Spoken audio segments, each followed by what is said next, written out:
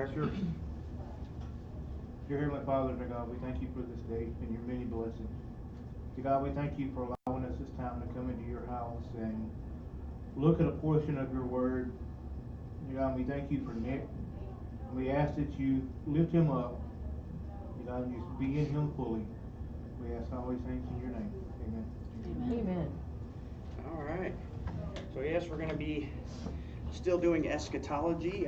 We're going to be discussing the coming of the Son of Man, what it is, what it means, in the context of the Bible. So 2 weeks ago, we kind of started this off by looking at a couple of areas in Matthew. We looked at Matthew 10, Matthew 16, and we looked a little bit at Matthew 24 2 weeks ago. So these are some areas where Jesus talks about the coming of the Son of Man. Right? We saw these areas last time. And so what these areas show us is that Jesus actually gives us a time frame of when this stuff is supposed to happen. There's a time frame of when this is supposed to happen. He gives us some hints as to how long that's going to be, but he does not give us like the day or the hour, right? He never gives us the day or the hour. We don't know that, but he does give us a time frame, and so we have to remember that. So in Matthew chapter 10, Jesus tells his disciples that they will not finish going through all the towns of Israel before the Son of Man comes, right? So the context there of Matthew chapter 10 is that Jesus calls to his disciples, he gathers them, he gives them authority, he gives them power, he tells them to go out and to heal, right? To call out demons, to do all these things, all these works, and to go out to the towns of Israel, but not to the Gentiles, right? Not to the Gentiles, because of course we know later on Paul is going to be doing that.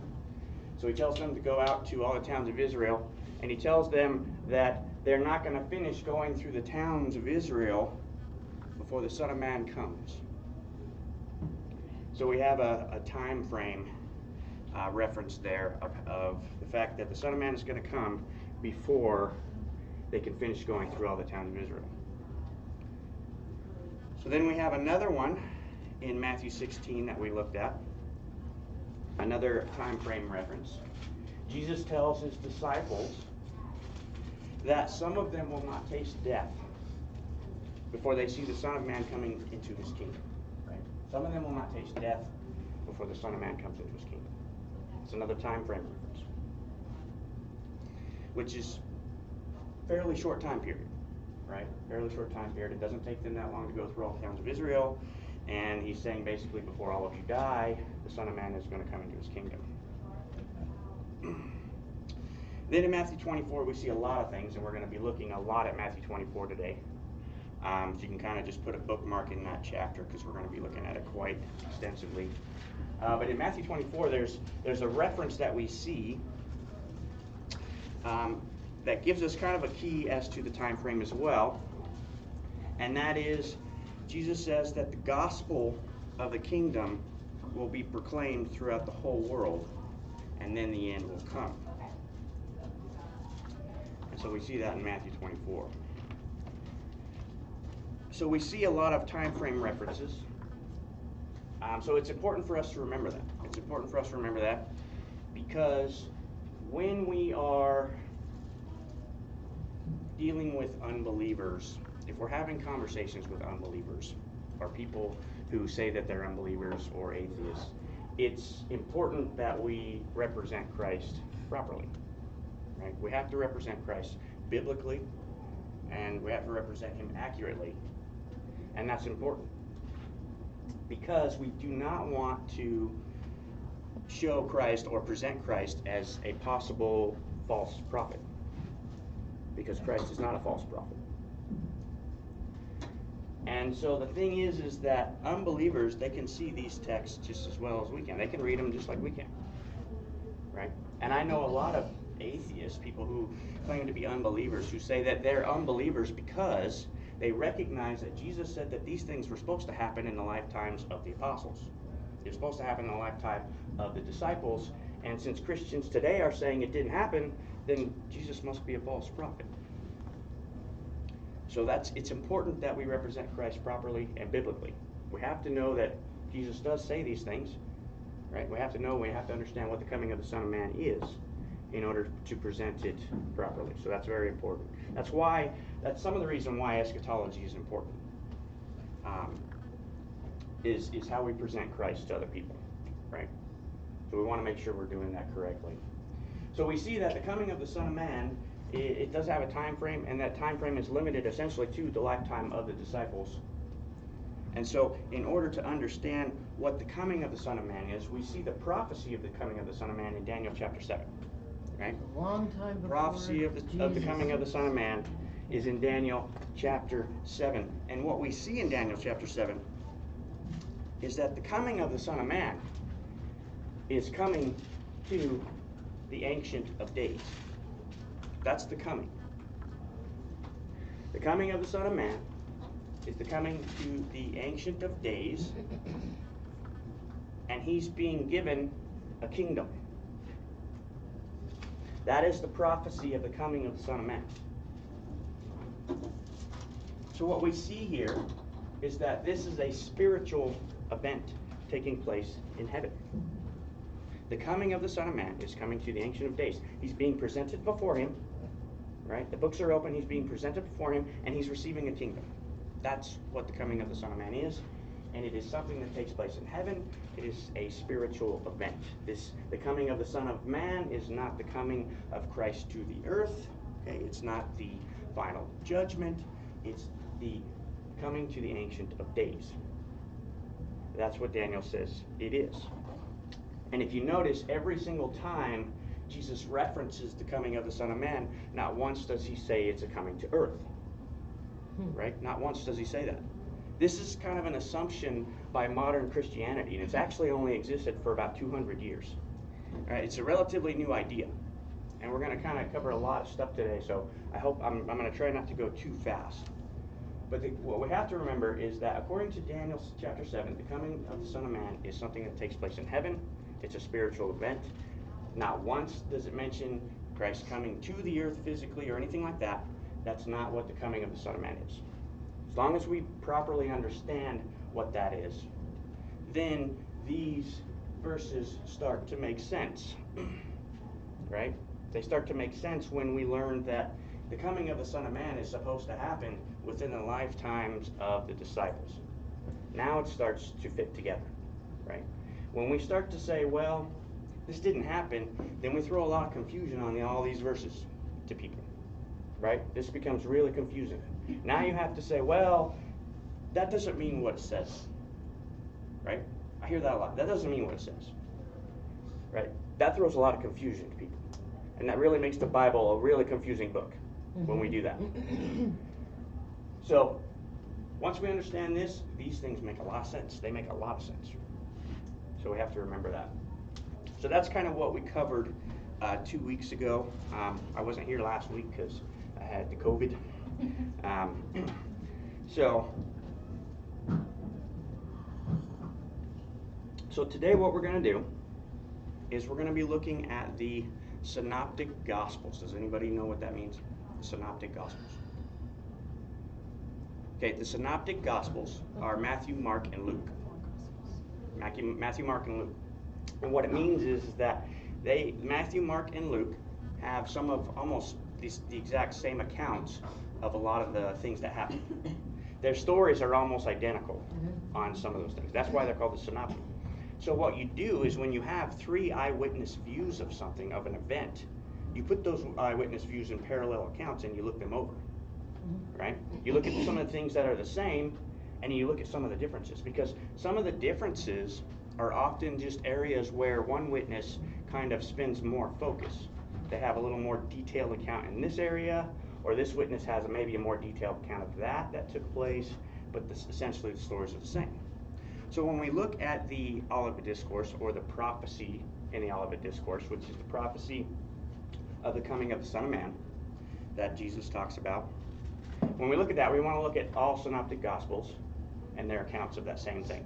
That gives us a full orbed view of what's happening. Right? It gives us a better view than just looking at one witness's statement, looking at all 3 witnesses' statement. So the first one we're going to look at is we're going to look at Matthew's, and that's going to be Matthew chapter 24.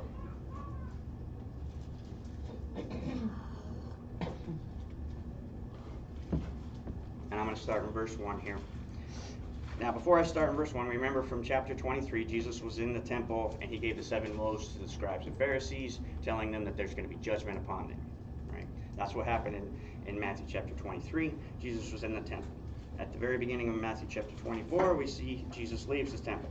Right? It says Jesus left the temple and was going away when his disciples came to point out to him the buildings of the temple. But he answered them, "You see all these, do you not? Truly I say to you, there will not be left here one stone upon another that will not be thrown down." So this is essentially a prophecy of the destruction of the temple. And if you have a Bible like mine that has either commentary or it has a header for context, it says Jesus foretells the destruction of the temple. And that's what he's talking about. Verse 3, as he sat on the Mount of Olives, the disciples came to him privately, saying, "Tell us, when will these things be, and what will be the sign of your coming and the end of the age?" Of course, we've talked about this before. The word there used in the Greek is aeonos. It means age. It means a cycle of time. It does not mean the world or creation. It's not the Greek word cosmos. It's the Greek word aeonos. So they're asking about the end of the age. Now, what's important to know here is that back in Matthew chapter 12, Jesus is talking about this age and the age to come. This age and the age to come. This is something that's already on the minds of the disciples, right? This age and the age to come. So they know that there's this age and an age to come. So they're asking, when is the end of this age, right? When is the end of the age? Verse 4, and Jesus answered them, "See that no one leads you astray, for many will come in my name, saying, 'I am the Christ.' And they will lead many astray. And you will hear of wars and rumors of wars. See that you are not alarmed, for this must take place. But the end is not yet." The end of the age, of course. "For nation will rise against nation, and kingdom against kingdom. And there will be famines and earthquakes in various places. All these are but the beginning of the birth pains." Verse 9. "Then they will deliver you up to tribulation, and put you to death. And you will be hated by all nations for my name's sake." So again, I want just to kind of point out here that they will be going through tribulation and put you to death. Okay? This is something that he's telling his disciples is going to happen to them. Verse 10. "And then many will fall away and betray one another and hate one another. And many false prophets will arise and lead many astray. And because lawlessness will be increased, the love of many will grow cold. But the one who endures to the end will be saved. And this gospel of the kingdom will be proclaimed throughout the whole world as a testimony to all nations, and then the end will come." So what we see here is we have a couple of things that have to happen before the end of the age, right? Certain things are going to take place. Jesus is warning them of persecution, tribulation, being put to death, right? The gospel has to be proclaimed to all the nations. So we see some things that have to happen here. Verse 15. "So when you see the abomination of desolation, spoken of by the prophet Daniel, standing in the holy place, let the reader understand. Then let those who are in Judea flee to the mountains. Let the one who is on the housetop not go down to take what is in his house. And let the one who is in the field not turn back to take his cloak. And alas, for women who are pregnant and for those who are nursing infants in those days, pray that your flight may not be in the winter or on a Sabbath. For then there will be great tribulation, such as not been seen from the beginning of the world until now, no, never will be." So here is where we have the prophecy essentially of the great tribulation.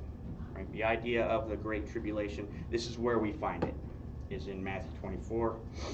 And we're going to be talking a little bit about that here in a minute, but I want to kind of go through this before we really start to dig deep. Okay, verse 22. "And if those days had not been cut short, no human being would be saved. But for the sake of the elect, those days will be cut short.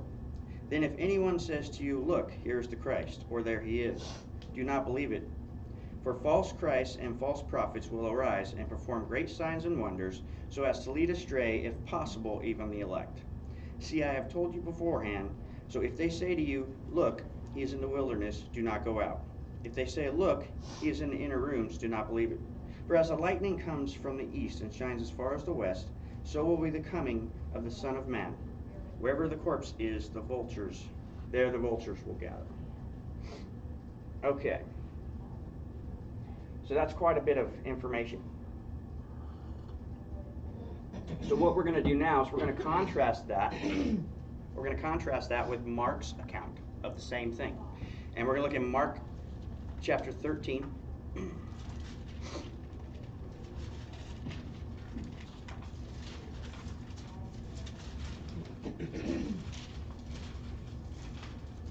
So what you're going to see is you're going to see a lot of similar information, sometimes almost an exact word for word in some cases. But you're also going to see some areas where Mark tends to focus a little more and give a little more information. So chapter 13, verse 1 says this, "And as he came out of the temple, one of his disciples said to him, 'Look, teacher, what wonderful stones and what wonderful buildings.' And Jesus said to him, Do you see these great buildings? There will not be left here one stone upon another that will not be thrown down." So again, talking about the destruction of the temple.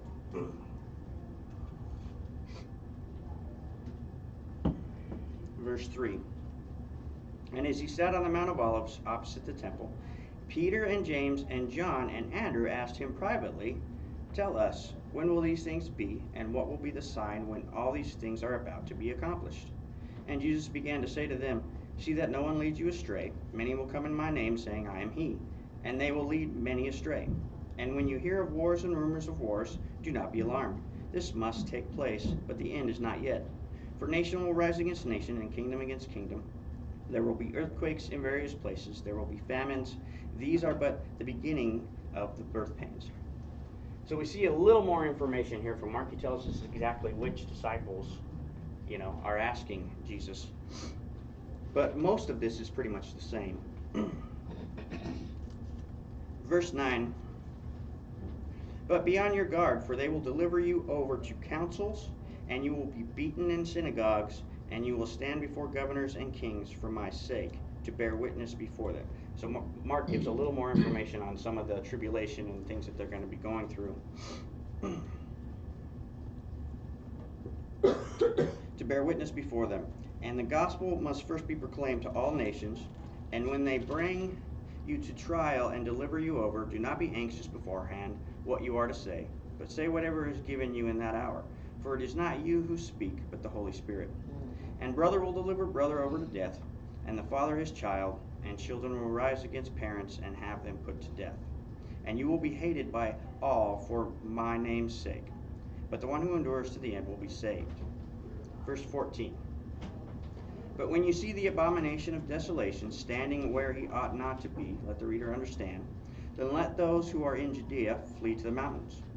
Let the one who is in the house, who is on the housetop, not go down, nor enter his house to take anything out. And let the one who is in the field not turn back to take his cloak. And alas, for women who are pregnant and for those who are nursing infants in those days, pray that it may not happen in winter.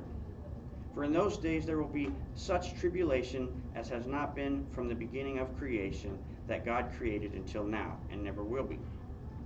And if the Lord had not cut short the days, no human being would be saved. But for the sake of the elect, whom he chose, he shortened the days. And then if anyone says to you, 'Look, here is the Christ,' or 'Look, there he is,' do not believe it. For false Christs and false prophets will arise and perform signs and wonders to lead astray, if possible, the elect. But be on guard. I have told you all things beforehand." So very, very similar. We know he's talking about the exact same prophecy, right? Same information, a little more detail in certain areas, right? Gives us a little bit of a bigger picture. All right, so now we're going to take a look at Luke's account. It'll be in Luke chapter 21.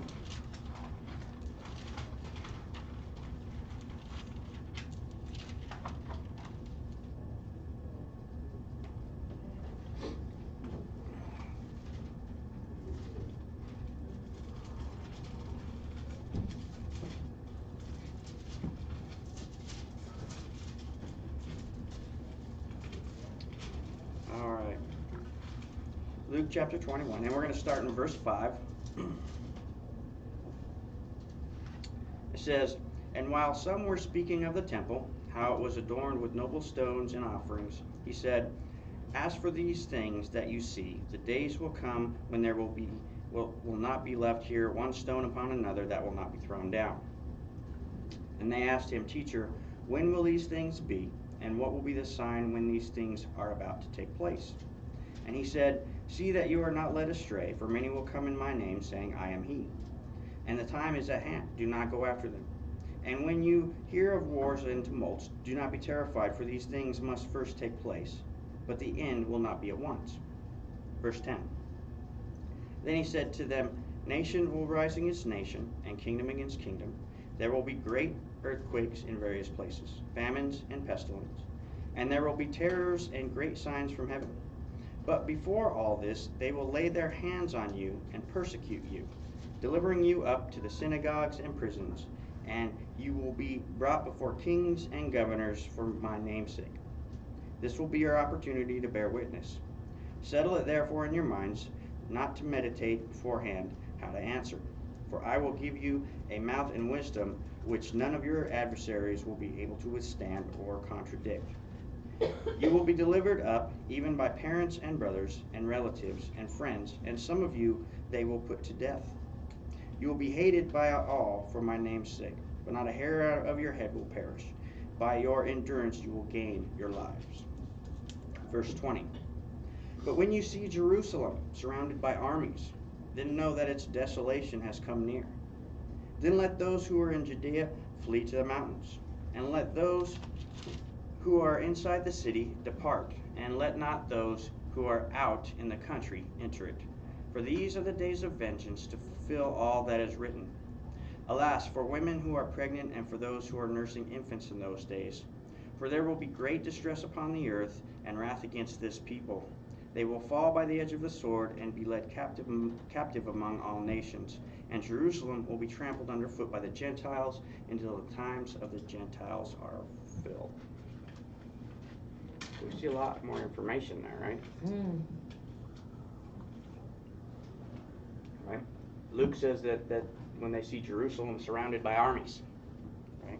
Flee to the mountains, right? Flee to the mountains. And that's the description of the desolation of abomination. Mm-hmm. Yep. Abomination of desolation, which we see in Daniel chapter 9. Right.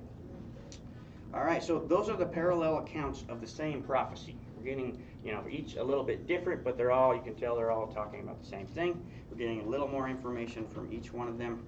Gives us a more of a full view. It's kind of like taking puzzle pieces and kind of putting them together to see the big picture. All right.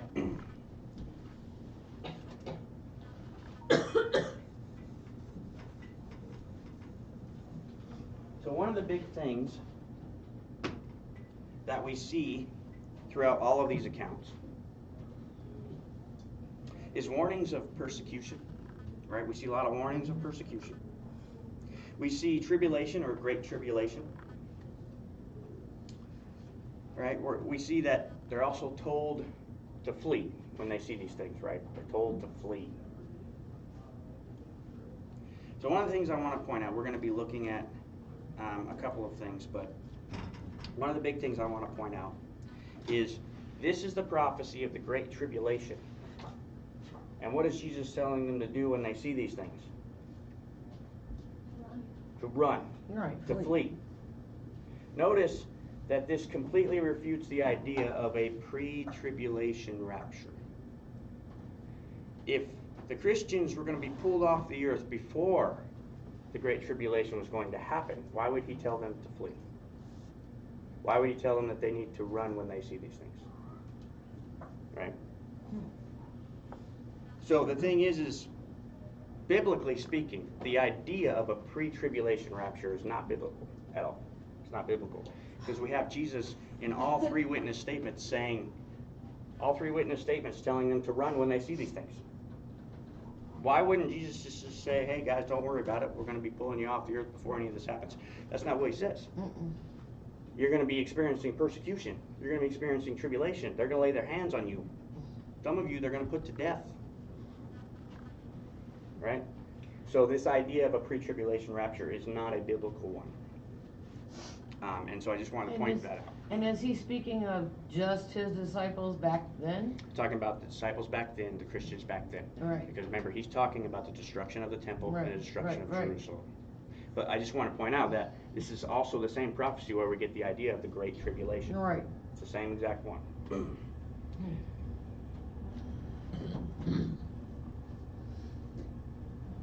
So, one of the big things that we see in all three accounts is the accounts of tribulation, accounts of persecution. They're going to be dragged before councils and synagogues, right? Mhm. Before kings and governors. They're going to be persecuted. They're going to lay their hands on them. They're going to be beaten. They're going to be stoned. They're going to be put to death. We see that a lot through all three accounts.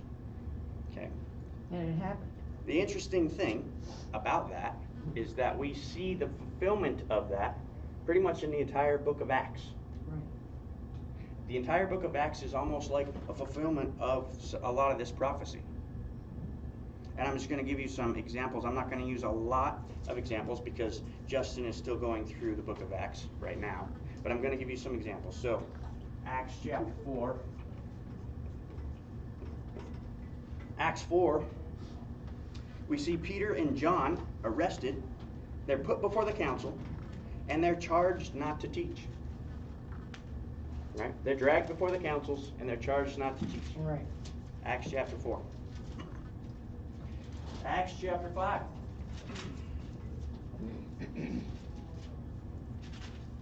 Acts chapter 5. Peter and the apostles are arrested, again, put before the council, again, and charged not to teach, again.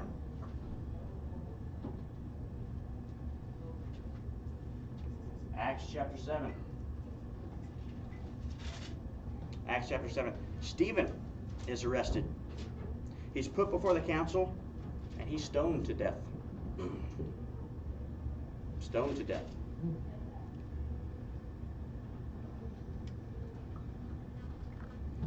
Acts chapter 8. Acts chapter 8. We see Saul is persecuting the church in Acts chapter 8. And then in Acts chapter 9, we see Saul's conversion. Saul's conversion. And then he has to escape Damascus because the Jews are plotting to kill him. Jews are plotting to kill him. All right. Acts chapter 12. We do this all day. Acts chapter 12. James is killed by Herod. Peter is imprisoned in Acts chapter 12. Acts chapter 14. Paul is stoned and almost dies as he was brought before the councils. Stoned and almost put to death. Now, I'm not going to go any farther than that because Justin's going to be preaching on a lot of Acts. We're going through Acts, but that's just a few examples of how many times they're brought before councils. They're being stoned. They're being beaten. They're being killed. Acts is basically an entire book of fulfilled prophecy of the Olivet Discourse. We see that happening over and over and over and over again in the book of Acts.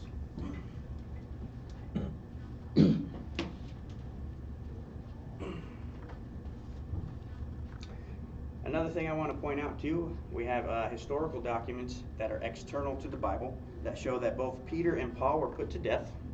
Right? Peter was crucified upside down. Paul was beheaded. Right? Both of them under Emperor Nero at the time, during Nero's persecution of the Christians. Okay, so we have usually when we show that this pretty much all took place between 66 and 70 AD.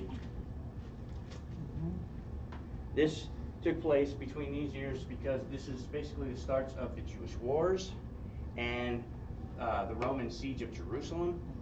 They sieged Jerusalem, they destroyed the temple, and they destroyed Jerusalem. It was quite a horrific event. You can look that up yourself. But essentially, this is the time frame. Now, if you remember, Nero's persecution went from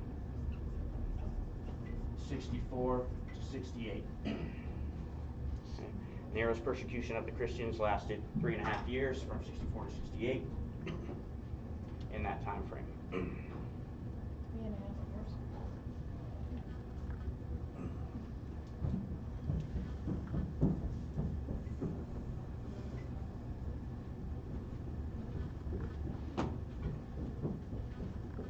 Okay, so I'm going to be kind of looking at a couple of things that people usually have questions about.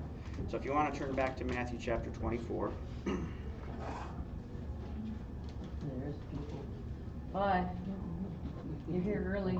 There was no class for you guys today because you're the only ones. And there's also that person. Yeah. I'll be the teacher.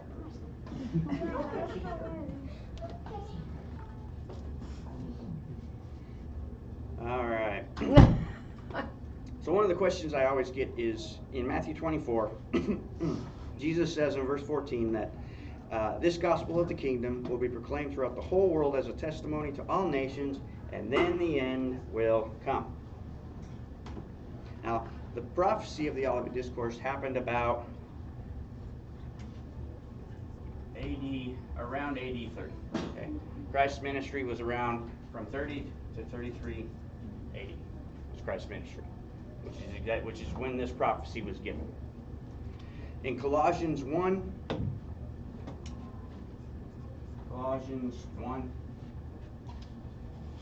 if you want to turn there, you can. I'll go ahead and read it.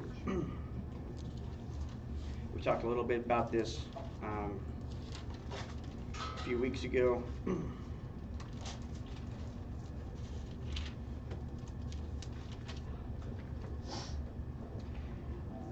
Colossians 1, I'm going to start in verse 21.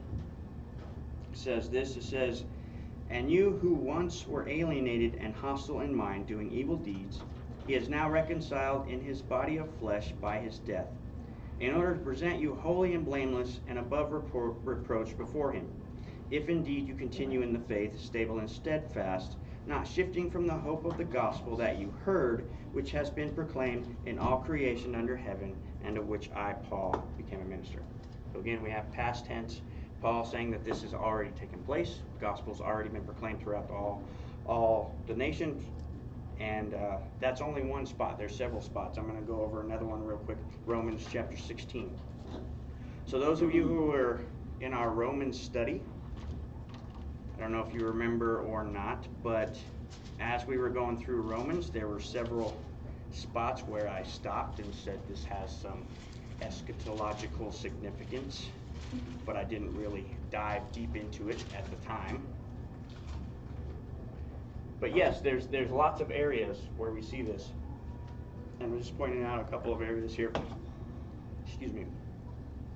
So Romans 16, the very last paragraph, verse 25, says this.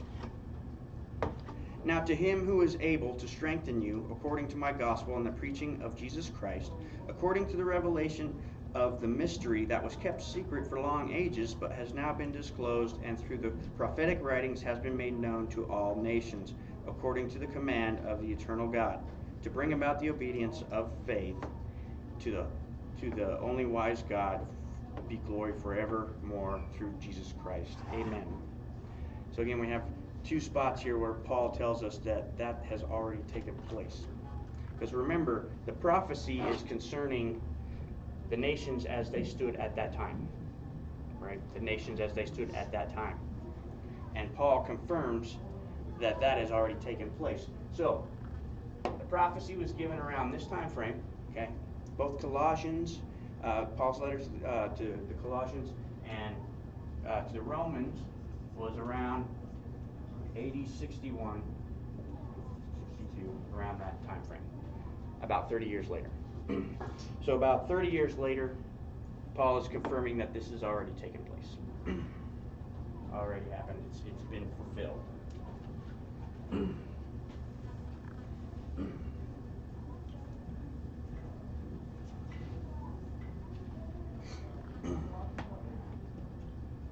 All right, now we're going to take a look at something very interesting if we've got time. How much time do we have? 10:08. What time is it? It's 10:12. 10:12. Try to do this fairly quickly here. Okay, so Matthew 24. We're going to look at verses 29 and 30. Okay, 29 and 30. It says this, immediately after the tribulation of those days, the sun will be darkened, and the moon will not give its light, and the stars will fall from heaven, and the powers of the heavens will not be shaken. Then will appear in heaven the sign of the Son of Man, and then all the tribes of the earth will mourn, and they will see the Son of Man coming on the clouds of heaven with power and great glory. So we see that all through the three synoptic gospels. We see the same accounts. Okay. So a lot of people say, well, that hasn't happened yet, right? This hasn't happened yet, so none of this can already be in the past. Because, you know, the sun's going to be dark and the moon's not going to give its light. Stars will fall from heaven. All of those things. Well, if you know your Hebrew Bible, if you know your Old Testament, the law and the prophets, if you know that well, like the Jews, a lot of the Jews did back then, this would be very familiar language to you. We see this very similar language throughout a lot of the prophets. So I'm going to give you some examples here real quick. So in Ezekiel 32, I can just write this down for you guys if you want. You can look at this later. In Ezekiel 32, we have the prophecy of the judgment on Egypt. Prophecy of the judgment on Egypt. Okay. And verses 7 and 8 says this, when I blot you out, I will cover the heavens and make their stars dark. I will cover the sun with a cloud, and the moon shall not give its light. All the bright lights of heaven will I make dark over you, and put darkness on your land, declares the Lord. Very similar language. Right? We see very similar language there. I'll give you another one. Isaiah 13.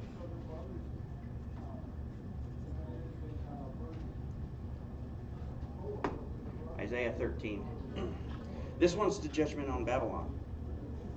Judgment on Babylon in Isaiah 13, verses 9 and 10. It says, behold, the day of the Lord comes, cruel with wrath and fierce anger, to make the land a desolation, and to destroy its sinner from it. For the stars of heavens and their constellations will not give their light. The sun will be dark at its rising, and the moon will not shed its light. Similar language. And we have the fulfillment of Isaiah 13 in Daniel chapter 5. We see the fulfillment take place in Daniel chapter 5 of that prophecy. Another one real quick. Joel. Sorry, my handwriting's bad here. Alright, so Joel chapter 2. Another example. Verses 1 and 2 and verse 10. Okay, now this is a day of the Lord and a call to repentance in Zion. It says, blow a trumpet in Zion, sound an alarm on my holy mountain. Let all the inhabitants of the land tremble, for the day of the Lord is coming. It is near, a day of darkness and gloom, a day of clouds and thick darkness. The earth quakes before them, the heavens tremble, the sun and moon are darkened, and the stars withdraw their shining.